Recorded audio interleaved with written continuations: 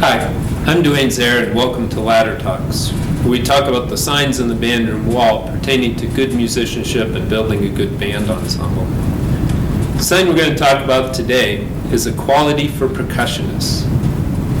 Over my career, many times I've met people who've asked me, what's the hardest instrument to learn to play? And I used to answer, they're all the same. In the end, some are easier at the beginning, but eventually they're all about the same. But over time, I came not to believe that anymore. I've started believing that percussion is the hardest because the percussionist has so many different instruments they have to deal with under the most difficult situations.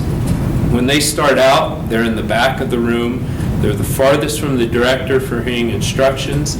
They split their time from their beginning days between multiple instruments, hopefully keyboard and a batter instrument. And they only get half the time on one, half the time on the other, so they're treated unequally in that way.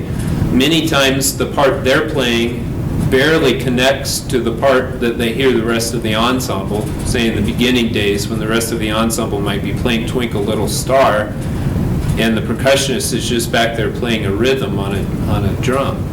So they're set up from the beginning for a lot of difficulties. And as time goes on, they keep having to learn new instruments that have different articulation problems, different attack issues, different mallet issues in each instrument because it's its own little thing that they have to master. At the same time, directors, such as myself, tend to give them a hard time or make jokes about them and make their life even more difficult and make them feel inferior. So I've thought about this a lot, and I thought, really, I need to try, and I think we all need to try in the band program, to give the percussionists the credit that's due them and require the same amount of responsibility from them that we require for everybody else. So on one hand, the percussionists deserve an immense amount of respect for the difficult job they have in the back.